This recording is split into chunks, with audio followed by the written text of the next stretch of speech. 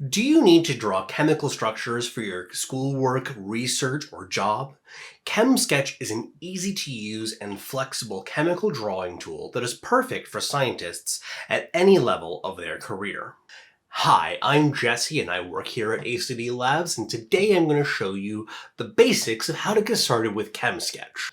When you first open the program, it's going to look like this.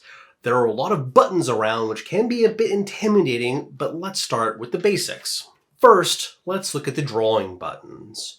Draw Normal allows you to draw individual atoms, which you can link together by clicking and dragging. If you don't want to do this dragging, try the Draw Continuous button to quickly create complex structures. If you want long chains, the Draw Chain function works best. As you can see, the software defaults to drawing carbons and fills in the necessary hydrogens. But what if you want to draw another atom? The left-hand side has a lot of options. Let's switch to oxygen to create a carboxylic acid. In the bottom left, there are even more options for tools to modify the atoms of your structure. I'm going to deprotonate my oxygen atom with this charge adjustment tool. You can also add some more complex groups such as a benzene ring or a cyano group using the template menu on the right-hand side. Things are looking a little bit messy at this point, so how do we tidy up our structure?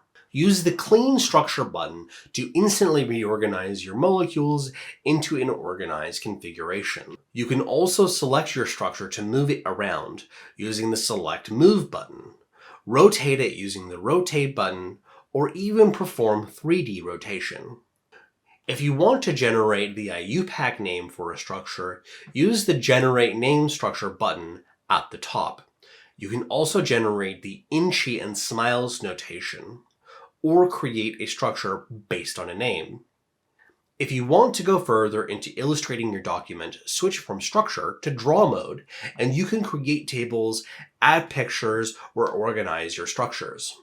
Beginners sometimes get stuck in the Draw window, and it can be a little bit confusing because all of your chemistry tools have disappeared. If that happens to you, don't panic. Just click on the Structure button on the top left corner, and it'll bring you back to the menu that you're familiar with.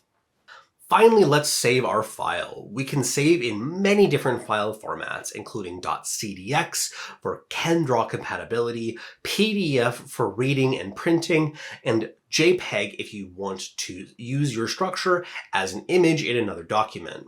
I'll stick with ChemSketch file today.